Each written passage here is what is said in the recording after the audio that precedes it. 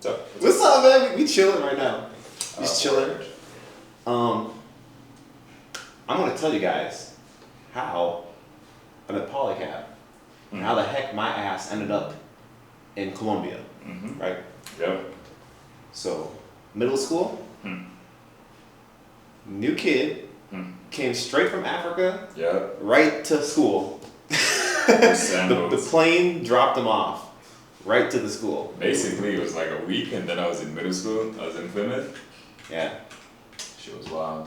Then, like, I see him, I'm like, oh, what's up? Yada yada. He says he's from Kenya. I was like, you're from Kenya?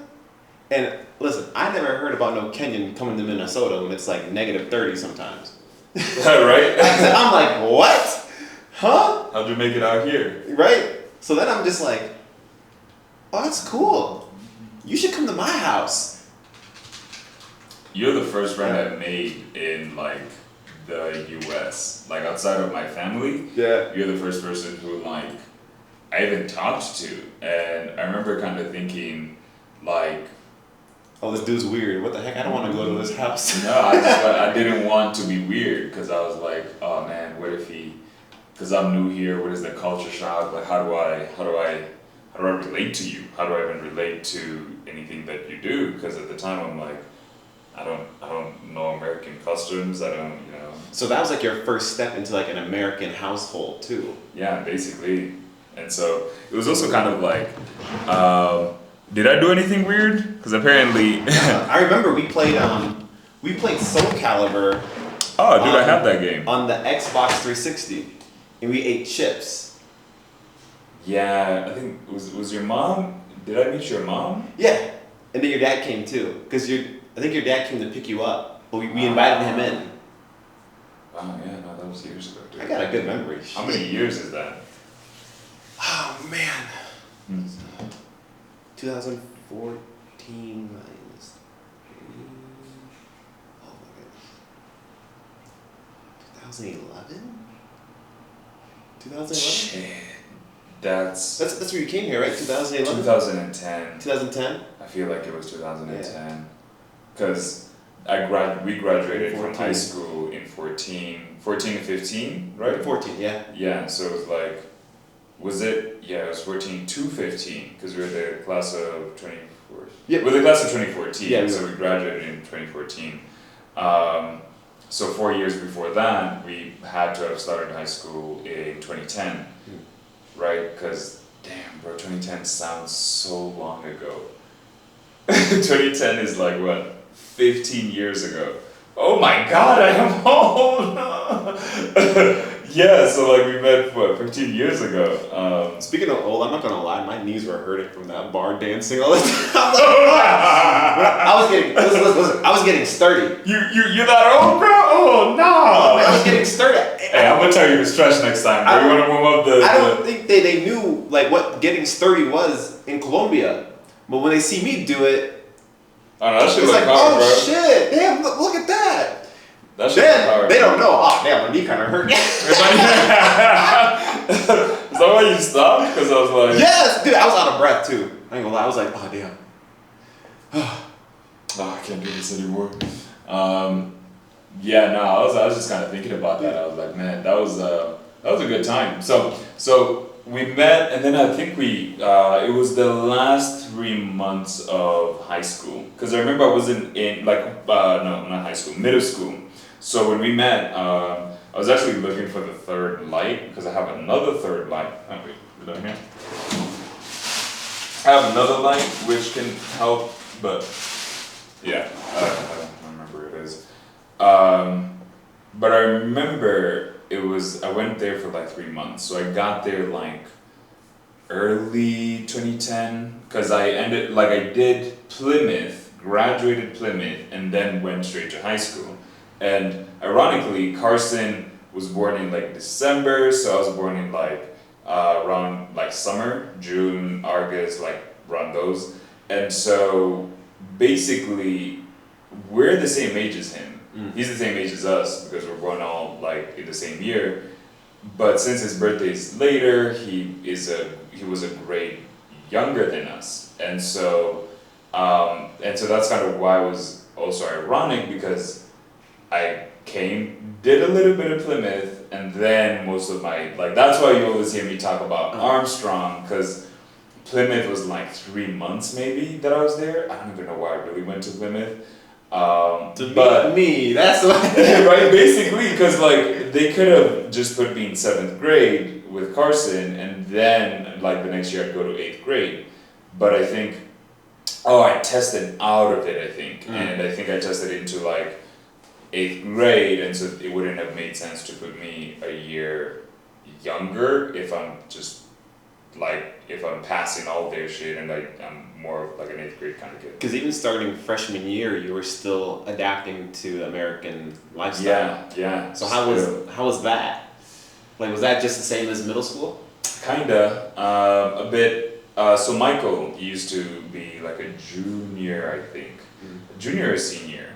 I think he was a junior. Was he very ahead of us? He was like, I think he's 2 years older than me. So he was 2 years older than me. So yeah, he was like, I think a grade, 2 grades above us. So he was probably a junior. And he made more or less somewhat that transition a bit easier. I do remember that maybe after freshman year, Michael wasn't in high school. I don't even think he didn't graduate high school. He had to get a GED. So I remember there was a year with him, and then the rest of my high school was just me on my own. So he introduced me to the upperclassmen, and that's more or less how like I got in with them. But for the most part, it was sort of scary because I couldn't hang out with Carson in school because he's still in like middle school. Michael is in like upperclassmen. I'm still trying to figure out this whole thing. One of the things that I loved about like going to school there was you guys didn't have to wear a uniform. Oh yeah, that's right. I used to wear like these like knee, like above the knee shorts, and like I hated wearing uniforms in Kenyan boarding school. And so going to the US, like, hey, there's something good about uniforms, which is that everybody's the same. Right, yeah, no one is gonna judge you, except for the shoes. That, you know, people still find ways to judge people. But going to school, it was like, okay, I don't get to, like, I remember initially being happy that A, I don't have to wear a uniform. B, in Africa, like, I don't know if it's still the same, in Kenya, I was in boarding school, and so teachers would beat you if you got grades wrong and shit like that, right? So I was also happy that teachers in the United States don't get to beat you. I remember being in class and a white kid, like, talked back to a teacher, and the fear of God was instilled upon me because I'm like, you could do that here. Because, you're not going to get your ass beat. That teacher would have got up and smacked the fuck out of that nigga, right? Backhanded him. And so there's an aspect of that which I was happy. But I think after that kind of wore off, especially the uniform part, then it was more or less like, I actually have to like care about how I dress. And I remember I didn't know how to coordinate like my colors. I didn't understand swag. I think I remember we had blue jeans, open sandals. Came in with open sandals. And like I think like I don't know, like a gray sweater or something like that. Yeah. I remember I didn't know. This is also where Michael and Carson really helped me a lot because they had been in the U.S. for 10 years by that point, so they knew how to dress. That's why I wear Jordans, because Michael always was like, wear Jordans. Oh yeah, Polycap shoe game upgraded, man. Yeah, Jeez, man. Now I got J's. It was more or less Michael, because Michael, like Carson, seems to be much. Michael was like, you're black, you have to get Jordans. Right, it's mandatory. If you don't, you just stay home. Right, and so, but yeah, basically, and Michael would let me wear some of his clothes, and so he helped me. He actually dressed me for quite some time because I eventually stopped liking like my own clothes because my mom didn't know what to buy and she'd go to like Unique, the thrift store. It's a Unique thrift store. That one going down. Yeah, basically, and so she'd go there and shop, and so she bought me like these fake Gucci shoes, and they were like Coogee or some shit like that. Coogee is actually like it's a real brand, but it's hard to describe it because they have a bunch of other stuff. Kinda, yeah. Okay. Because, Yeah. like, I hated wearing those shoes because it's like, they were not, I just I know what you mean. hated it. I know what you mean. I hated, like, most of my, like, there's a point in which, like, my character changed. And I think it was, like, junior year. Like, the summer between sophomore year and junior year, I got to go to Japan.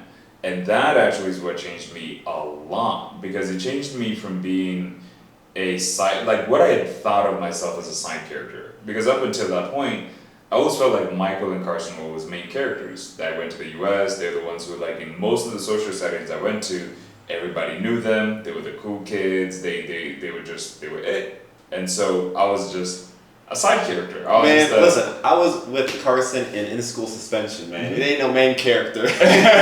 you know, to me back then, like after I came back from Japan, I'll kind of explain the Japan. Have I told you the Japan story and like how I even ended up in Japan? I was not in Japanese class, so how the fuck did I go on a Japanese trip with a Japanese class? And ironically, Carson was in that class. He didn't go. And it's not even because he wasn't a citizen. I wasn't a citizen at that time. My mom had like filed for me to get in like citizenship. So I remember I was in Mr. Archibald's class, history, and we're learning about like World War III and like World War II. Shit, World War III hasn't happened. I hope it doesn't happen. God. And so we're learning about World War II, and I remember asking like, why are we fighting? We're in the same rock, like, why are we fighting? Well, why, like, and so I always used to ask a lot of questions just because I wanted to know. And Mr. Archibald was like, oh, I'll need you to stay after class. So I'm like, oh shit, am I in trouble? Like, well, you know what? He ain't gonna beat my ass. At least I know that. You know, what's funny about that is I got phone calls home, and that was my ass beating. Because Really? I was so scared. Like, I would cry in the office, please don't call my dad, please don't call my dad. Like, I got a foreign parent too. Yeah. Please, you don't, like... Did your parents ever beat you? Oh, yeah. Okay, good. Listen, if you ask them, they're going to say no, but they're lying. I'm telling you, oh, we didn't beat you. Hey, Yes, we did. Wait, do you have a time limit on your recording? No, it keeps going. It just keeps going until the memory card is full? Pretty much. Oh, wow, nice. Mine has like a 30-minute, 25-minute. I guess I never tried for that long to know. Oh, yeah, February. Yeah, we'll just keep an eye out for it, Yeah. I guess. But yeah, I guess your parents, if they watch this, like, Mom, I know you like. Look, I think, controversial topic, I think that you should beat your son and daughter at least a little bit so that they know true fear. Because later on, when they grow older, fear. I'm still scared. they like, some people will make the case or it's traumatizing or whatever, right? And I think there's a case to be made about that. But if I think of myself, I got beat a lot. And honestly, I'm better off for it because it made me more disciplined. Yeah, I think it changed me to be a better person. Because if you didn't have that, you wouldn't understand violence more or less. And you wouldn't understand, like, I remember when my mom tried to beat me when I was in the US, and she just couldn't do a good job at it because I was in boarding school and I was getting beat by grown-ass men. So my mom is like this tall. I think I'd gone to church and it was probably Michael or Carson instigating. And I remember there was this kid who wanted to fight, and basically, because they had instigated it. At church? At church. And so we went out to the parking lot, I beat his ass. I broke his tooth actually, his like two front teeth. And actually, you can see here that I have a scar because like his teeth went into my fingers. And my mom, like, she found out about it. And then she tried to beat me. Yeah, she tried to beat me, but I'm like, Mom, what are you doing? I just fought some guy and had his tooth literally in my face. Yeah, she didn't give a fuck about that. She more or less gave a fuck at the fact that I beat that kid and broke his tooth. How is he gonna go home and explain to his parents how he lost his teeth? But I'll give him this. He was a man of his word because he went home and is like, look, I slipped, I fell, and then his parents got him veneers. Because my mom came and she's like, oh, you know, you're gonna go to jail, you're gonna be in juvie, and like, if not that, I'll send you back to Africa. And because she realized that she can't, like, violence won't work because I've already been beat so much I don't even feel like when she's trying to beat me. I remember at an age where I'm like, dang, this doesn't even hurt anymore. Yeah, right? And they're getting older. I was like, dang. And so it's like, they get into a point where I feel like, to them, they're also like, the cardio of beating somebody is, they're probably like, fuck it, I'm too tired, I'm too old for this shit. Like, at some fucking point, it's your fucking life, and you will learn. I kind of feel like that just kind of helped me grow in a different way, because the fact that I get to make a lot of my choices, like going back to the fucking Japan, I even ended up in Japan. So Mr. Archibald basically was like, oh hey, the Japanese class is going to Japan. I am a chaperone. Do you want to go? We have a spot. And I'm like, fuck yeah, I want to go, right? And that was in sophomore year, because it was in the summer of sophomore year to junior You year. didn't have to think. Yes, of course Fuck the yeah, I answer wanna is go, no. right. My bag packed already. Right, and so I go home and I'm like, Mom, my history teacher asked if I want to go to Japan, etc., etc., and she's like, it's a scam. No, you shouldn't go. And so we got into this whole argument about whether it's a scam or not. And so I'm like, just give me my password, and I'll if it's a scam, I'm willing to take the risk for it. I think it'd be difficult to scam knowing that it's a high school teacher. You know what I mean? It's an African parent. They're scared about the things that they don't know, and so she's probably kind of, it's too good to be true kind of thing. too good to be true kind of thing, right? And so we get into an argument. And I'm like, give me my password, and I went to school and I told Mr. Archibald, I'm like, look, my mom doesn't believe this is real. I'm trusting you. Here's my password. And at the time I was Kenyan, so he had to send it to the Tokyo embassy to get me a Tokyo visa. So he did all that for me. And more or less half of the reason why I'm I just really want to help the world is just because so many people in my, for me to get here have helped me. So that Japan trip really just opened your eyes to even be in this position. Yeah, because later on, I almost get shot by a cop in fucking Plymouth who tried to frame me for some shit that Danny actually had. And that's actually why I'm also really close with Danny, because Danny really stood his ground despite the cop being like, if you don't frame this kid, I'll put this on your record and you won't be a doctor. And Danny was like, no, I actually came with the weed. What is you talking about? And so we'll get into that story later, but those things really compounded me to being more of a humanist than I'd say Afrocentric. So initially, when I come back from Japan, I have this idea where I'm like, oh, I should terraform the desert, unite Africa, and make it a lot better, futuristic, similar to how Japan is, because Japan has its culture, but they're also really, really modern. Why aren't my people like that, right? And you can hear that sort of philosophy actually stem into why I don't travel to Europe, and why I'm more or less I'd rather travel to the places they colonized and conquered, because I have more in common with them than I have with the people who conquered us, right? Roots. Yeah, and it's basically the roots. And so, he sent it all to the Tokyo, the Japanese embassy, and he got me the visa, and I actually got to go to Japan. And that Japanese trip I was the only black kid, and I honestly feel like I was a stand-in for Carson, because he was in the Japanese class.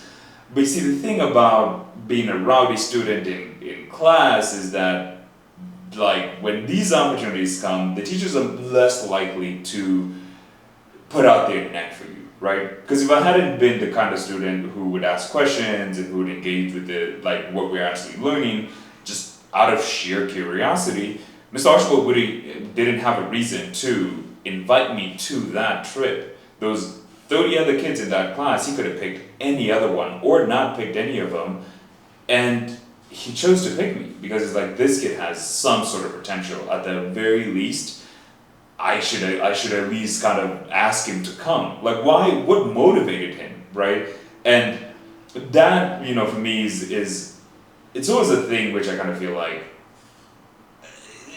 don't know. The part about it is that I went to Japan and I was the only black kid, and so we went to these villages. Like there's this like elementary school we went to, and since I was the only black kid, and most of the kids there had never seen a black kid, they're like, "What are you?" And I remember this. I hope Mr. Archibald still has this footage where we're playing games with like this elementary school, and like it was like tag with some shit, but like it was like I don't remember. I remember that there was a point in which all these little Japanese kids are chasing me around the fucking gymnasium. Bro, I can just picture that shit. The other kids, the other white kids who we went there with, they're just like, none of them want to play with them because they're like, we'd rather play with the black kid because we've never seen a fucking black guy. And they're like chasing me around and they're saying, like, they're calling me Obama. And I'm like, it was wild because to them it was black during the Obama era. Yeah. So their black concept of a black American was Obama. And like, and Mr. Archibald, like the whole trip was just amazing. We would go to like these town festivals, and I remember there was this old lady, old grandma, who like during the whole town festival at night, it was like a lot of like high school students and like a lot of other teenage people would come up and be like, hey, can we take a picture with you? Because like we had dressed up and like there was a time during that trip where we got to spend 2 weeks with like a Japanese family. And the host family, yeah. Yeah, the host family. And so they, during their town, they had more or less a town festival, and I got to go to that. And during that town festival, then people would come up and be like, can we take a picture with you? And like stuff like that. And I remember there was this old lady who came up to me, and I didn't know what she was saying, but I remember she hugged me. And that was actually something that started really changing me, because I felt my grandma hugging me through her. I felt connected to the essence of being a human more than being a black person, an African, a Christian, more than being anything. I felt the love of my grandmother from this random Japanese lady who like hugged me in this random town, in this random place. I didn't even know what she was saying, but what it made me feel was more connected to a larger concept of just being like that we're all just together and we're all together in the same fucking shit. And so during the last day of that trip, all these 40 like schools basically from around the United States who had gone there like gathered at this like one conference place, right? And so out of each school, 3 people had to be picked to give basically a speech about what they would go back to the United States and tell people about Japan. And so our school was the last school, and I was picked as one of the 3 people to like say what we would go back to the United States and say, because that whole trip was funded by the Japanese Ministry of Tourism. And so we got to go there more or less for free because they were funding it, because they wanted to influence high school kids to come back later as tourists to Japan, right? And so probably get a work visa there too. Yeah, and so they were like, and so the whole like speech is about like, what are you gonna go tell people back home? Is it still recording? Mm-hmm. What are you gonna go tell people back home, right? And everybody said more or less the same thing: food, culture, mostly it revolved all around food and culture. And so we're the last school, and I'm the last person to talk in our school, and I'm like, God damn, like I don't want to sound like everybody else, and I don't really think that food and I like the food and culture, but if I'm gonna go back and tell them about anything, I'll tell them that Japan feels like a family. Japan feels like there's a unity to it. There's a sense of like, and I remembered about the grandmother, and I remembered about the story that I went into this village and I felt so welcomed there because of how this like whole community just treated me. And instead of me telling people about their food and their culture and things that everybody else more or less has spoke about and knows, I'll tell them about this story. I'll tell them about this grandmother I met who made me feel connected to not just their culture and feel accepted, because that shit would not happen in the United States, but I felt something deeper and more true to the nature of being a human than food and culture and me being a tourist would ever mean.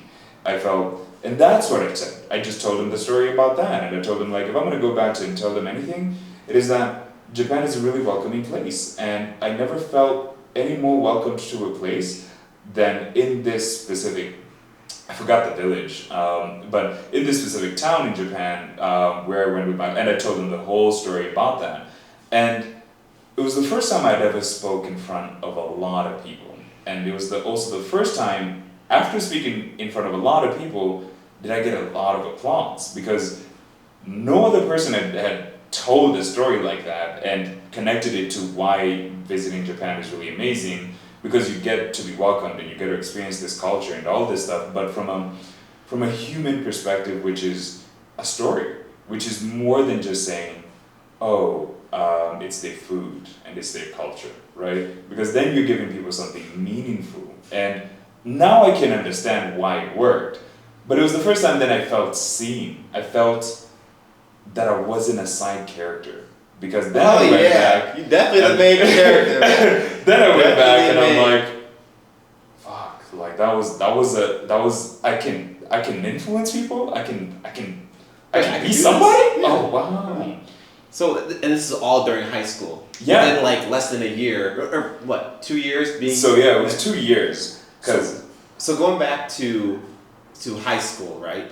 When you came, and like, because you were pretty well known in school with a lot of cliques, a lot of different people, you know. Yeah, I was just like talking to everybody. So did you find like okay, I think these are my group, or like you're cool with just everybody? Because I remember like, you know, when like it was my birthday, we had pizza, and we had like Trent, Johnny, Zach, Andrew, Cameron, all them. I think it was in high school I floated around a lot. Mm-hmm. Would you say that was like the first group? Yeah, definitely. Definitely, like us hanging out was definitely the first like group and friendship outside of like my family. Because we all got together at my house too. Yeah, basically, and that was the first time that I got invited into anything like that. A lot of times.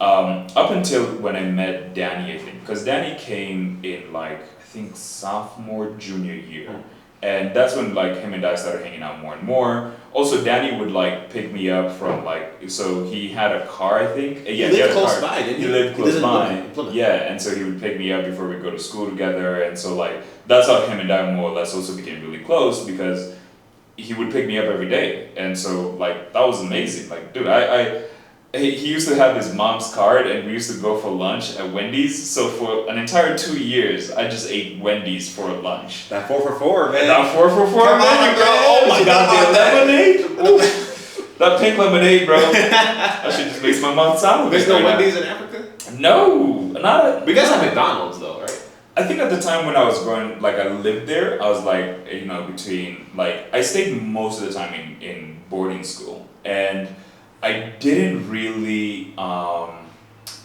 didn't really get to experience a lot of those things. I remember the first burger shop that I'd opened that was kind of like a McDonald's. It was like we went there after school closed, and we ate there, and it was like one of the I think it was the first time we'd ate a burger, and we were like, wow, this is fucking amazing. So it wasn't like coming to the United States I was experiencing a lot of new things very, very quickly, and especially for those first 3 years, like from 2010 to 2013. I'd say a lot of it was me trying to just understand the culture, probably the reason why I floated around a lot of groups is I'm pretty friendly and I just like talking to people. But it was also like I was trying to find myself, because like when you know, like think about yourself, you know you like Yu-Gi-Oh cards, you know you like Pokemon, you grew up knowing the things you like. Like I was playing in the lunchroom too. Right?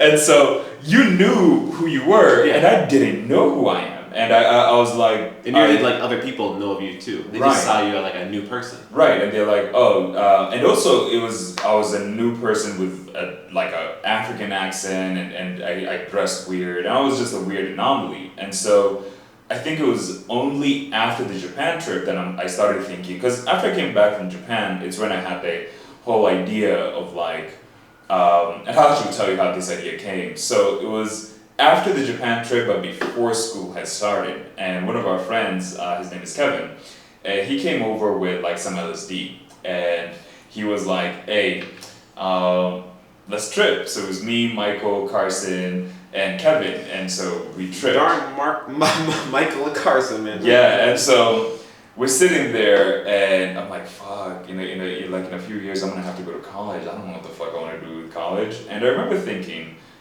God, let me, like, tell me what you want me to do, right? Because at that point, I'm already, like, thinking about, like, I want to unite Africa. I want to do something, like, I want to help where I'm from. I don't know how to. I want it to be more like Japan. I want us to have our culture, anime. I want us to have, like, our things. Because Japan is farther in technology than majority of the world, right? Yeah, I mean, Japan is. Man, they got giant Gundams, man. Like, Bro, come on. Oh my god, I want to go see a Gundam. I just started watching Gundam, and it's just cool. Like, they just have both their weirdness, and the world appreciates them for being that. Because Gundam is a very old series. Yeah. But looking back at it, it's like, yo, you could do that. Like, that could be a real thing. Yeah, and now that the fact technology is getting better and better, we will be able to do it. Probably at some point in the century, right? And so I think about where I'm from and the stories I hear about where I'm from, where we're colonized, we're conquered, we have no history. We remember nothing other than what we're told by other people who conquered us. So, how can I gain any sense of, like, appreciation for my past if my past isn't a past that I can even relate to without feeling inferior to another race? The history as it's always written is Africans were conquered, they were treated as slaves, they were slaves, and they were colonized. And even before then, we don't know what the fuck Africans were doing before then, but they do have these pyramids, but those might have been built by aliens apparently, or slave labor, or anything other than the sheer concept that these people were great enough to build a civilization, amazing enough to have the supply chains and the infrastructure and the engineers and the artists to dedicate hours and years to build some fucking cool ass shit that can last thousands of fucking years. Yeah, and friggin' Highway 100 is still under construction. How? How? Damn, still? Damn near shit. Shit, because it was still in construction last summer when I was there. So, and so there's that disconnect, right? And so I think the transition was really like that summer where I'd gone to Japan, and then I had this trip where that's when actually it came to my realization. When I was like, okay, look, I don't know what I want to do, but God, use me as a vessel. Let me, the question I actually asked was more or less like, I'm life. Like, I have life within me. Life, what do you want, right? Because if I had to speak to a higher power, the only higher power I know, it is that I am alive. It is that I exist, and you do too. And if I'm gonna ask anything, it is, as a person who's alive, what does life want? What does life want out of me? And the answer seemed very, very simple and straightforward. It was like, look, well, life wants to expand, grow, and develop. And so I'm like, what can I do to do that, right? And at the time we're learning about global warming, and we're learning about overpopulation. And so the answers and the question seems to happen instantly. It was more or less like, okay, if life wants to grow and develop and expand, but there's these challenges. There's a large desert in the northern part of Africa. Why not make that place green and make new cities for people to live there? It just seemed like a no-brainer. It seemed like the answers weren't even from me. The questions and the answers weren't even from me. It was like being aware of something that was always there. And that's why I've grown in my understanding to see that these ideas are not my ideas. I'm simply channeling them. I'm simply being aware of them rather than that they are ideas that are mine. Because in the moment it was just like, oh, we can just terraform that desert and put new people in there. And I'm like, oh yeah, that makes a lot of fucking sense. It would suck the CO2 from the atmosphere because now you have new trees, and then it would actually create a new place that is the size of the United States to put people into it, and you wouldn't have the overpopulation problem. That sounds amazing. We should fucking do that. And so out of that trip, that's where that concept started developing. And out of that trip is actually where my sense of self started really building. Because then I had something that I could stand for, I could believe in. I had something larger than myself to work on, to work towards. And part of the reason you hear me say I don't want to have kids, and part of a lot of the philosophy and how I am, is it stems from that summer. It stems from that childish dream, or the sheer thing of being inspired enough to being like, I want to live in a better future. I know that there's a better way to live, and I want to make sure that that kind of future exists, right? So I will sacrifice everything and anything for that. I will get better to be worthy, to be the kind of person who can do that, right? You hear that, Shark Tank? We're gonna need to terraform the Sahara Desert, and we need some money. Right? And the thing about that is, like, nobody will fund it. In the same way Elon wants to take people to Mars, right? Here's the thing about that I don't like. It's like we're trying to run away from our problems to another planet instead of really solving those problems first and then expanding, right? Like, if we're just going to leave Earth as it is and go to another planet, we'll bring the same bullshit that led Earth to being where it is to that other planet. Yeah, and so it's not like, wrong. you know, and you know about the fucking Gundam series, the Earth Federation and the fucking, like, the Mars Federation and the asteroids, like, they fight, and that's still the same Earth bullshit. It is just on a larger scale now. And so, like, if we're gonna murder each other and we wanna play that game, then let's fucking do it. We have thousands of years of history where I could just galvanize a bunch of billion black people and tell them, look at these white people. You remember when they fucking colonized us and told us we ain't shit? Yeah, maybe we should go murder all of them because they want to fucking murder all of us.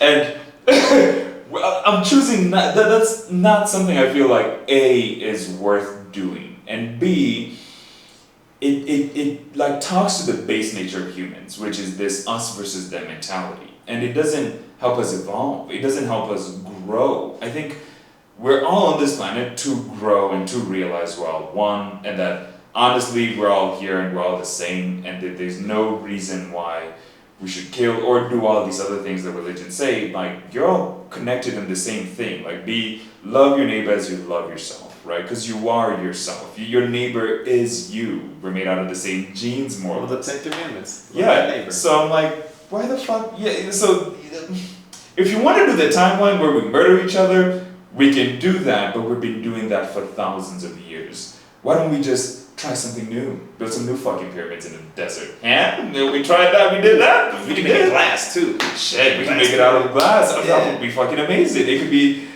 We could do so much cool shit. I just think that, and that's kind of why, there's also, you know, is during junior year summer, I think, where this could have changed drastically if Danny had chosen to frame me. So basically, it was a Friday, like Friday after school. It was winter. My parents were going to church. Yeah, basically, there's just a bunch of stories. But my parents are going to church, right? Yeah. And so we're waiting for them to go to church, but we're gonna go smoke some weed before they go to church because we want to watch Boondocks. And so Danny pulls up in his Cobalt and like, you know, we're smart. He pulls up with the weed. We roll a blunt. We step out of the car. We go to like this apartment complex down the street, and we smoke outside, right? Then we get back in the car, and I think I dropped my laptop, so we're watching the Boondocks, right? In the car? Yeah, in the car, waiting for my parents to go to church, right? And somebody had called the cops, right? They're like, "Oh, these kids are smoking weed." Where were you smoking it?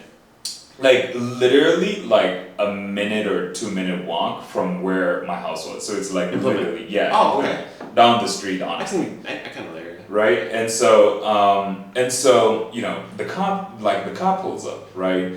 And he knocks on Danny's window, and Danny had like, let's say, and he's in the driving spot. Yeah, it's his car is in the driving spot. He came with the weed, and so the cop is like, I smoke weed, and Danny, we'd been in this situation before, and typically if you just give the cops the weed and you just like, here you go, they're a lot like, you know, they'll just take the weed and be like, you can fucking go, right? Varies. And so Danny gave the weed. He didn't really like try to hide it or lie to him or anything like that, because more or less like you already caught, so it's not like worth it. It'll get worse. Yeah, it'll get worse, right? And so this cop is like, And Danny's like, oh, hey, you know, I'm just a teenager. I'm like hanging out and smoking weed. But I want to be a doctor later. And so, you know, is there any way that you can find it in your heart to not put this on my record? He always said just like that. Yeah, he always says it like that because it would always work. Because a cop wouldn't want to destroy a kid's life who wants to be a doctor, because you'd want kids who are smart enough to articulate themselves like that to go ahead and be doctors. Hear that, y'all?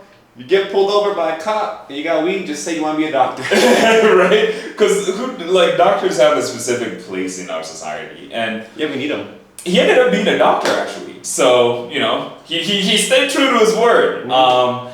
And the cop is like, no, I'm gonna need you to get out the car, right?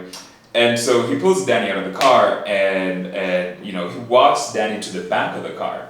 Now, to the benefit of us, Danny had left his window down because it was cold, it was winter, and he had put his window down to talk to the cop. And so the cop didn't realize that Danny didn't put back up his window, and so he asked Danny, did those two black kids in the car, oh, because Carson is in the back seat. Carson in the car. And they probably call him Carson, not even y'all smoking. Yeah, he's like, did those two black kids sell you the weed? And Danny's like, what? No, I came with it. And he asks him again, did those two black kids sell you the weed? And Danny's like, no, I actually literally came with it. And at this point, I look back at Carson, this nigga is shit in his pants. Like, you're hearing it. Yeah, because we're hearing him. I look back at Carson like, do you hear this shit? And the cop is like, you can tell me they sold you the weed, and it won't, you can tell me that they sold it to you. And he's like verbal. Okay. Yeah, he's like literally trying to get Danny to be like, we sold them the weed so that we can get caught for intent to distribute. Not even intent to distribute, distribution, which is much worse than a misdemeanor. That's more of a felony because you're actually selling illegal substances. So it's a misdemeanor if you get caught with possession of weed, but it goes higher in scale if you did sell it, right? And we didn't. Danny's literally telling the truth, and Danny's like, no, they didn't. I came with the weed. And he asks him again, you can 3 times? It was 4 times. Like twice to ask him like, hey, did those two black kids sell you the weed? And then another 2 times to confirm with Danny that you can tell me that they did, even if they didn't, because I can put it on their record, right? And Danny's like, no, like I came with it. And so the cop understands that this kid is not going to budge. And so he angrily tells Danny, go into the car and I'm going to run your plates, right? Danny comes into the car, and both Danny and Carson understand what's happening a lot better and a lot deeper than I. Because you're still new. Yeah, because I was I hadn't experienced racism to that extent. Maybe some high school kids being like assholes, and Carson more or less would just be like, he would talk shit and fuck with them, so it didn't really matter to me. I think there was a kid called JD or something in economics, and he'd always try to make fun of me, but it didn't matter. I'm smarter than him. I'm just better than you, dude. Why would I even bother with your opinion of me? But Carson would be like, he'd go fuck with him, fuck with his hair, he'd push him around, and so I never really experienced racism to an extent where it was going to affect me and my life in a way that you making fun of me wouldn't, right? This cop was trying to ruin my future for nothing other than the sheer concept that I'm just a black kid. And I see me now, so now he should be threatened. I am much bigger, and I am not a fucking high school kid. Part of the reason I ended up bulking and just becoming stronger is because if I ever meet somebody like that in reality who wants to end me for being a simple black person who just wants to help the world, then I have to defend myself. And if I have to defend myself, I have to have the body to do that. Because at the time, I'm just some scrawny fucking little kid from high school. I'm not. Yeah, we was scrawny. We was yeah.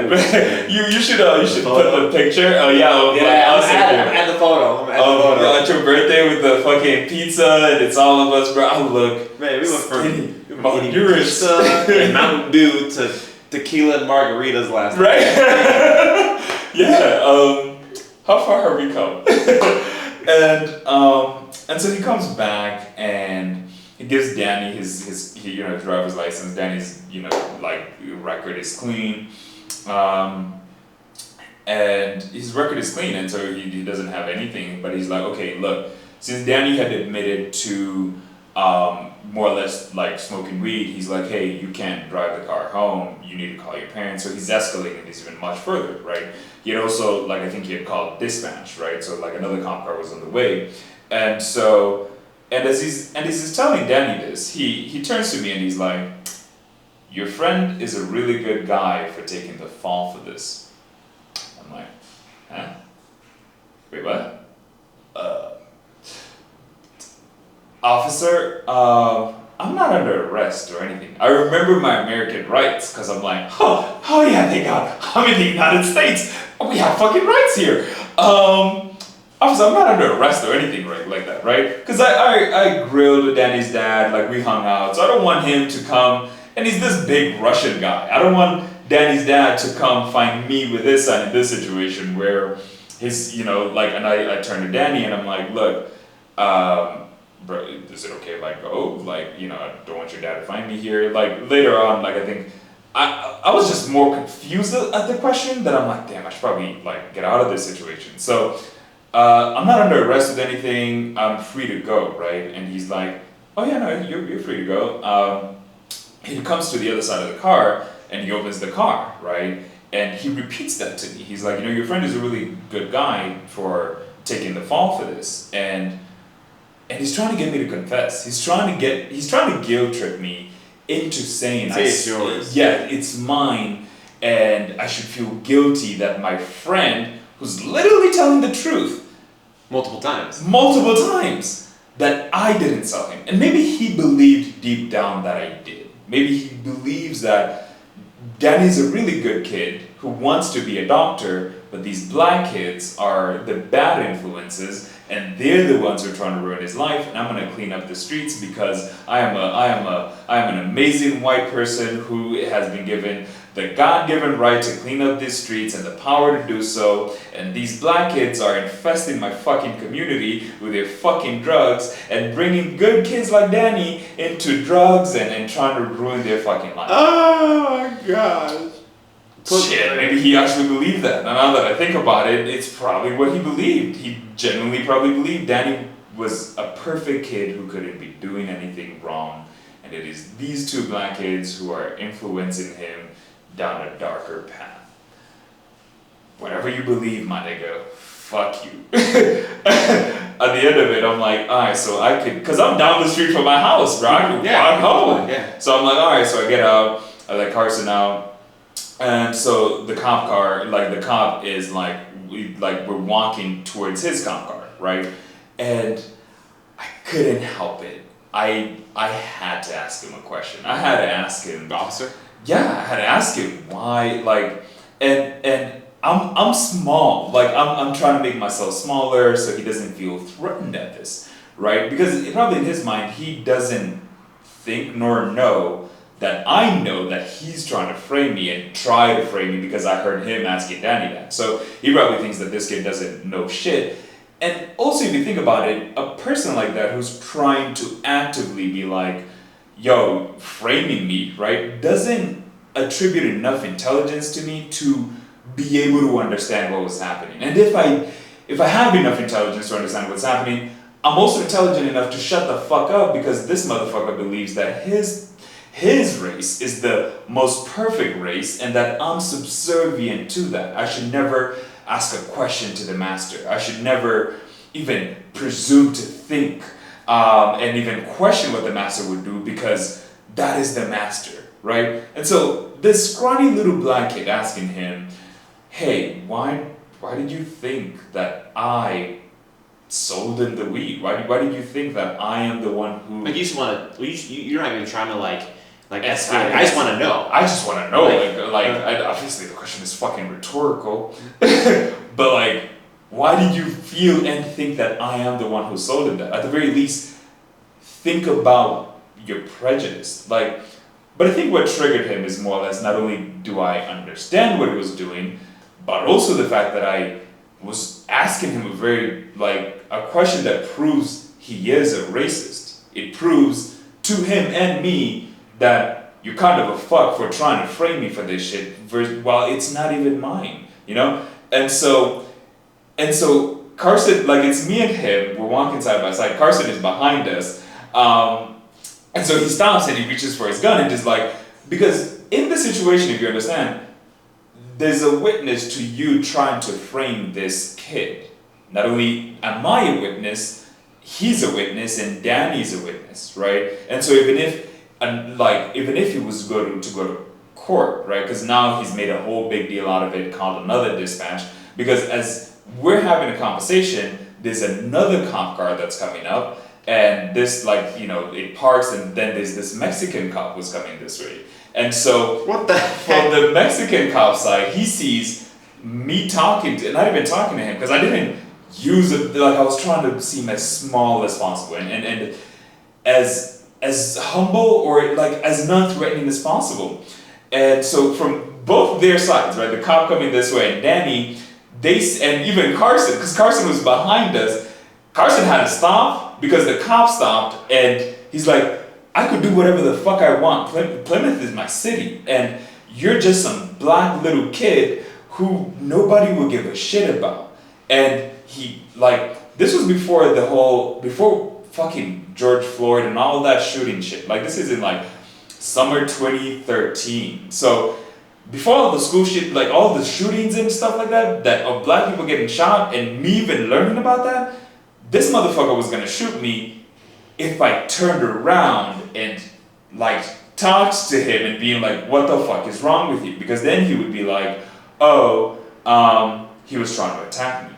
And actually I realized this way later, because there's a similar case that happens in Chicago where it's a black kid and he turns around to talk to the cop, and the cop shoots him. And the cop says, I shot him because I thought he was trying to attack me.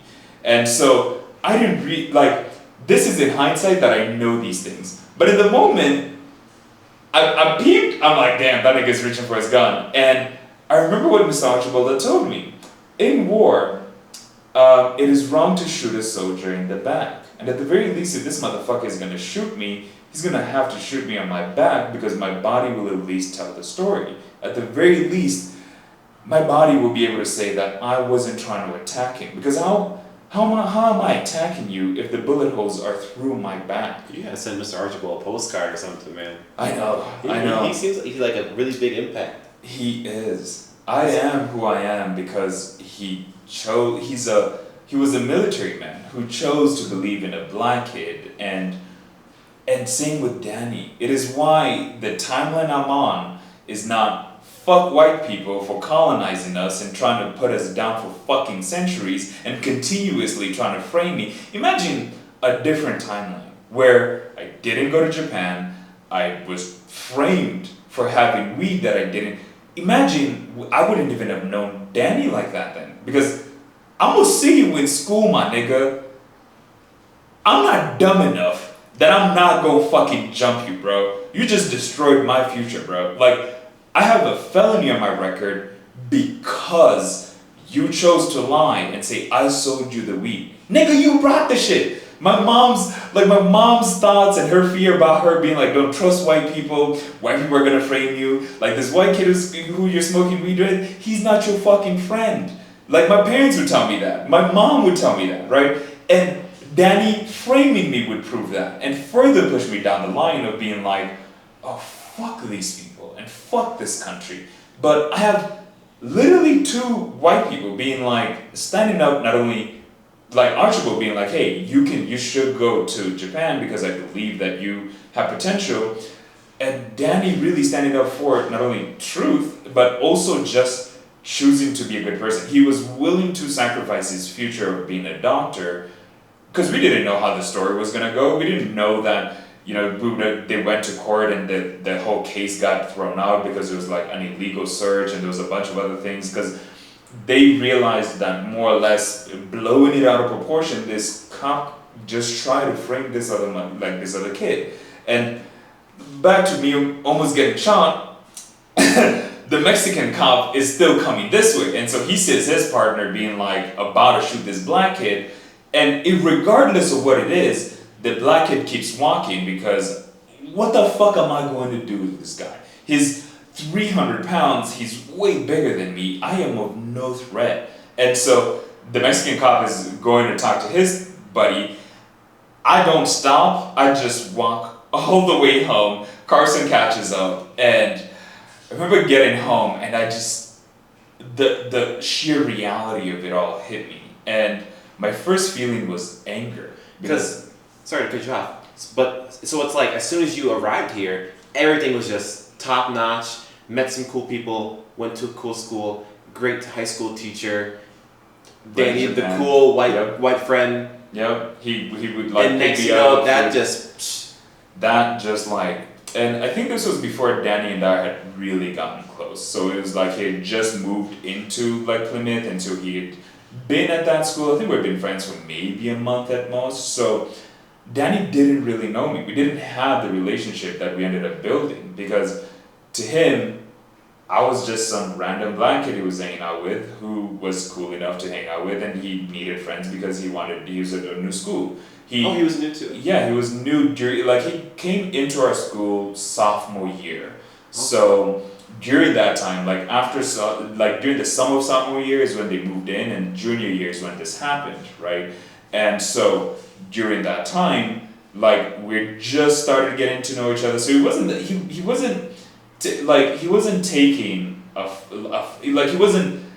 he wasn't protecting somebody he had built a relationship over years with, that he was like honestly wanted to like protect and help and like just be honest too. Danny was just a good person, and he was just like, regardless of this random kid that I'm hanging out with or not, the truth is that it's actually mine, and I'm okay having, like, if this is gonna go on my record and I don't get to be a doctor, I'm okay with that. And honestly, that's why I have tremendous respect for him. It's why when I go to the US, I have to see him, because at the end of it, he was willing to sacrifice a future that he was planning to have for just standing up for what's true. Because even him getting caught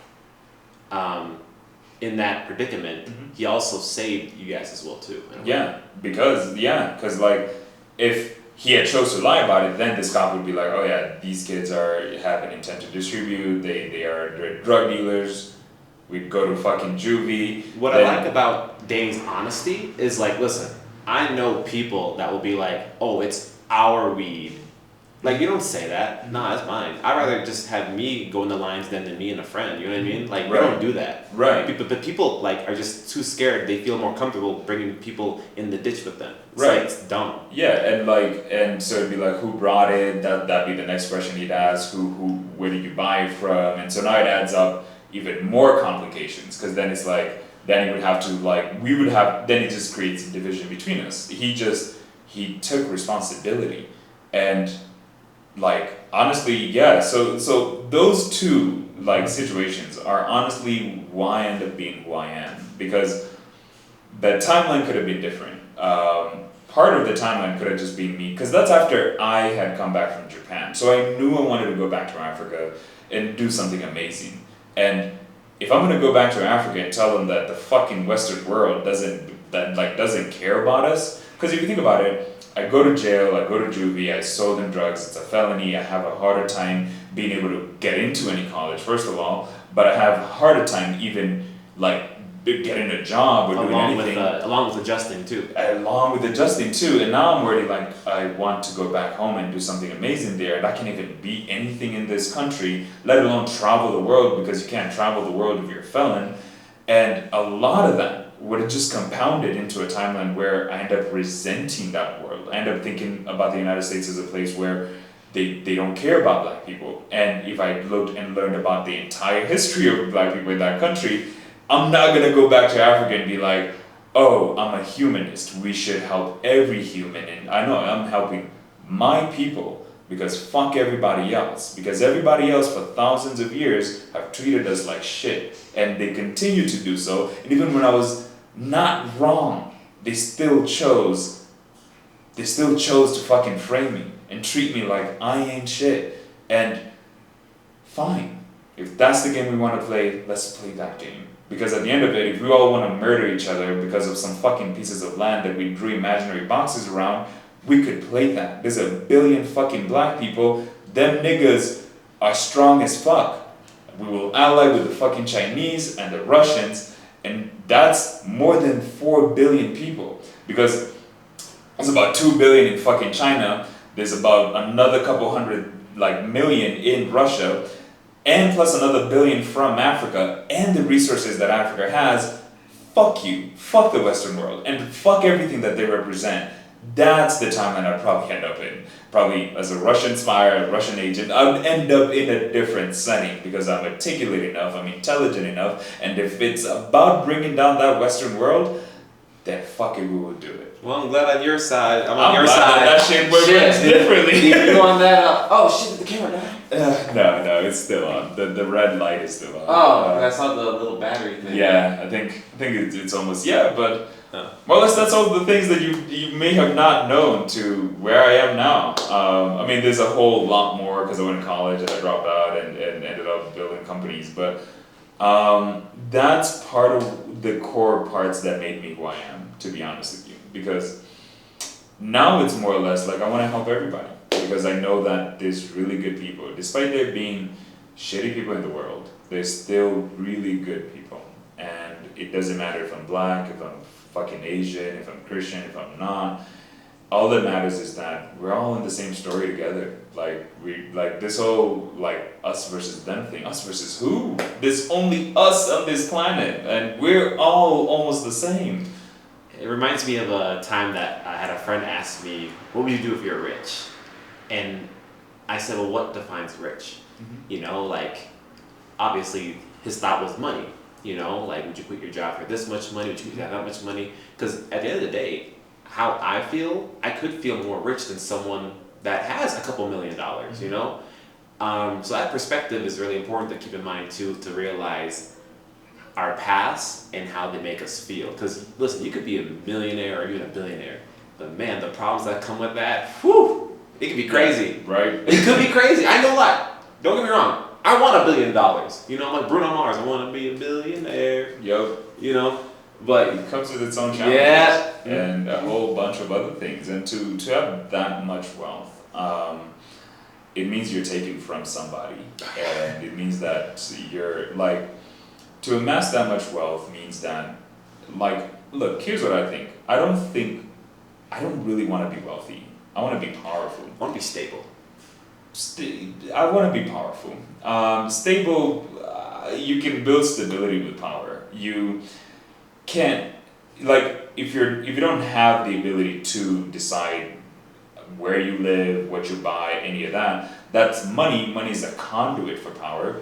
But if you have power, you can have money. Because think of Trump and Elon. Elon has money, but Trump has power. Trump has the ability to galvanize people, to talk to people, to talk to their base instincts of us versus them and get them to do things that he wants them to do. That's power. He gets Elon wants power, but he has money. And so Elon can buy power, but eventually you can run out of money and people can just also say no to your money. And they still have the power. They have the power of armies and militaries. And what do you have? A bunch of pieces of paper that say, oh, I can be able to buy this, and that. Right? You have a document, you have a cardboard thing.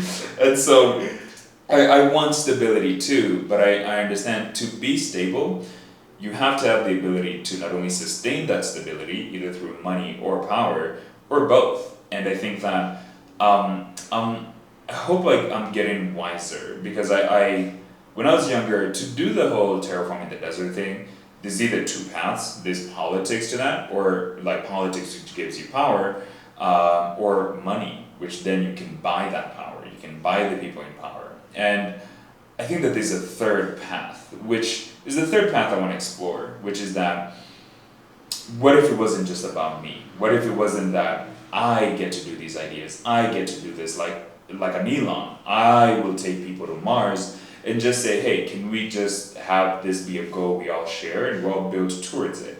Because if I die, then that concept dies with me as the leader of it. But if everybody says, hey, we actually do want to have a another place on the planet where we can all go and expand our population and build AI systems that can build these cities and plant these trees and water these things. All these things that I do probably connect back to that, because me building systems that can be able to do work means I can have companies that can be able to 3D print solar cells and sell the solar panels, and I can have, think about the timeline we're on. We have a bunch of AI and a bunch of computers and robots getting a lot better, so we'll have computers and machines that can plant things and build things, and eventually we'll have the machines that can terraform a desert and build new houses and get people to move there. That is a way more inspiring concept than going to fucking Mars, and that's a concept people can relate to as engineers, as people from around the world. So instead of a messiah complex of me being like, oh, I will save all of us, no. You can save yourself. Here's some of the tools you can use to help get there. My job, I realize, is not to be I don't want to be a leader of it. I don't want to, as much as I have to bring it into the world, I don't necessarily have to lead it. It is something that other people will move and push forward without me necessarily having to be there. And I think that's the third path, where it's not a me and I become a billionaire and I still want power and money, because I understand that is a necessity for me to get there, right?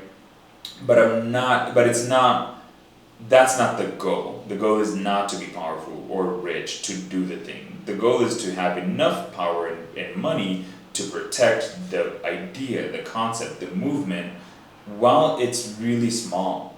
Because it's easy to kill an idea if you kill the person who represents it, And I think at the core of it, if you look at just American history, a lot of black people, like from Martin Luther King to Malcolm X to the Black Panthers, a lot of black influential thought who could have united black people do get killed at some point. And the reality of it is that this cop is willing to fucking frame me and murder me on the fucking streets for just existing. Sure as fucking no, I'm not dumb enough to think that that wouldn't happen on a larger scale. And that if that is a possibility, then if I do care for more than just myself, it's that I should share more of this idea. I should build the systems that can exist and continue to build these things even without me, because it's bigger than just one person. There was a wise person who once said, like, wise people plant trees that they'll never sit under the shade of, because that's how we get anything that we have, from the TVs to the fucking tablets and the iPhones. Steve Jobs, came up with the concepts of those things, and the people around him built those things and put those things together. He had a vision. He didn't build the iPhone. The people around him took that vision and used their skill sets to build it, because it inspired them to build such a world. Look at all these flat screens that we have around us. It's because of that. And so even after he died, right, the things he left, we live under the shade of the tree he planted, of the iPhone and all these other things, right? They're not perfect people. You don't have to be a perfect person to do something great in the world. You just have to be willing to do something that is not selfish. It is not about me or you. It is about us things than a me thing. And I hope I get to live and represent that idea. I hope that is the idea that I continue, even as I get better at being able to articulate this and more money and more power, that I never lose that core part of me. Because if I lose that, then I'm selling my soul to money and power. That's how you end up as a Drake. I think, because Kendrick and the whole Drake thing, I kind of feel like it's about an artist who, Kendrick just puts out art, and his art speaks about what he wants, right? What he wants, what he realizes the world is, and what his perspective about the world is, right? Drake makes art for money, for the sheer concept of being famous and rich, right? Kendrick doesn't really care about that. It's useful to be rich and to be famous, to get a message out there and to create art that impacts people. But that's what we should want. We should want the discipline to create things that impact people. Plus, they got both completely different upbringings too. That probably impacts what they do now as well. Yeah, no, for sure. And one of them came from a rich Jewish family, and the other one came from Compton. Yeah. So, they're not like us. Not like us. And so, I think that there's definitely a lot. But we started off in high school, and so thank you, first of all, for actually inviting me to your house and being my first friend in the United States. honestly, we've come far. We're in Colombia now.